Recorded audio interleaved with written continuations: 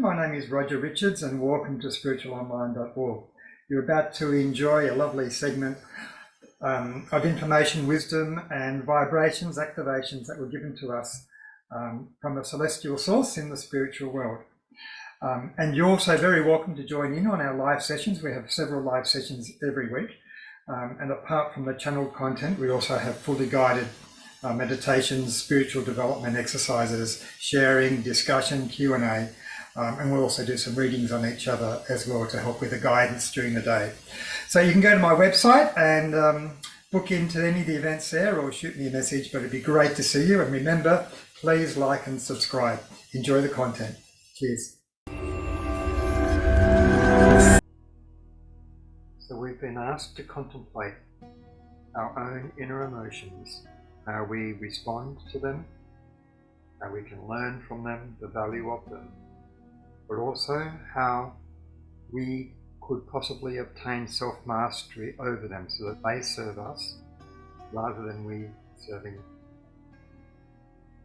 So I've had a picture in my third eye here of being approached now by a celestial being who again has identified themselves as being from an Andromedan source, and they are able to travel to us astrally through distance and time in a kind of crystalline vessel. And the crystalline vessel, it is almost as if it is pulsing in a way that it is consciously responsive to the minds of our guides. So we think of crystals with vibrations, and this is like a higher frequency counterpart of that.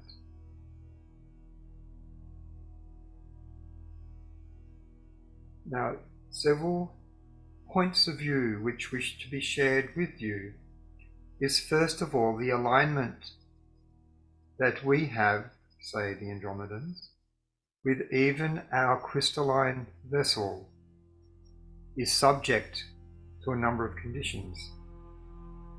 And part of that is that our communication with them is of a pure frequency, completely unadulterated by any lower emotions, prejudgments, prejudices, feelings, ill feelings, frustrations, etc. Or if we have a sense of personal frustration within us, that is what we are conveying to our crystalline vessel which transports us. It disturbs the frequency, it disturbs the harmony. And like all conscious beings, we ourselves endure emotions of a bandwidth, but they are emotions that we are perhaps more conscious with in our higher dimension, and perhaps more easily for us to overcome in a higher dimension than the challenges put upon human beings in a lower frequency, higher density world, where things are heavier, things are more pronounced. The world of your soul is indeed far more intense and deep or deeper than in our world. But within this deeper world of which you are more consciously living in, our richness is a richness of the soul. It is a journey of exploration into deeper aspects of the fabric of soul. It is another frontier of spiritual consciousness from source, and for your own individual journey to experience this. And for you then to come into a place such as your earth, the challenges that are within it, and to then achieve some degree of self-mastery over what your world delivers to you on a soul level. It prepares you not only for life in your world, but for life or consciousness, as a better way of putting it, in ours and in others as well. And your ability to transcend emotions, not to deny them, not to be blind or deaf of them,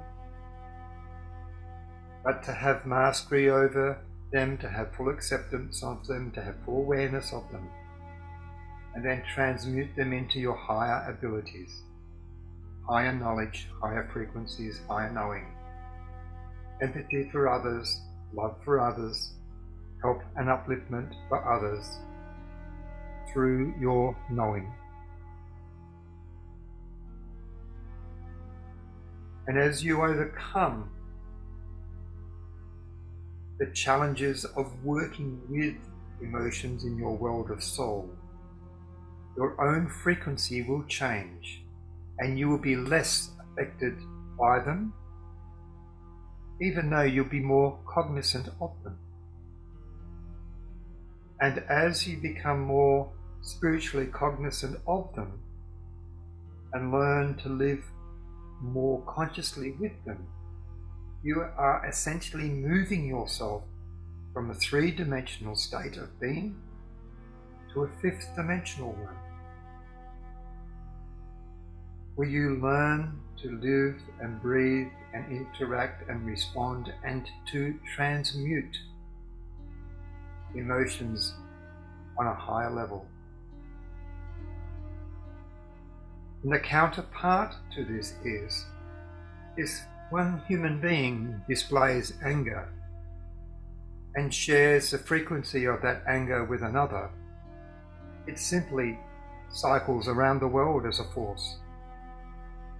But if those amongst you, spiritual workers, are aware of the anger and come in contact with it, you may consciously transmute it into love. And as more and more light workers do such an act, the entire frequency of your planet changes.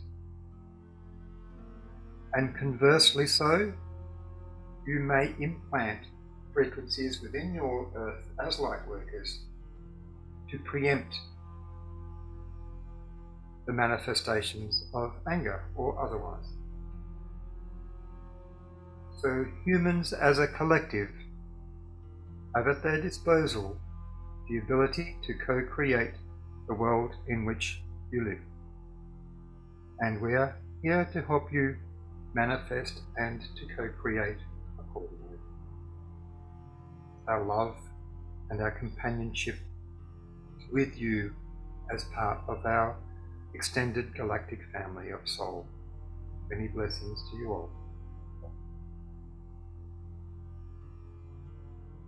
Just allow yourself to absorb the frequencies of our celestial guest.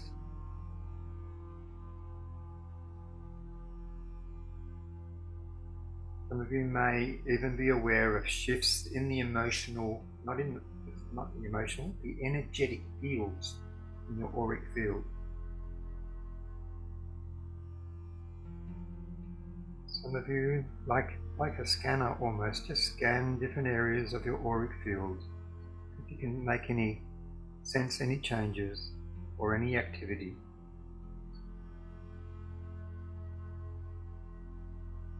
Also draw your attention down through your backspace.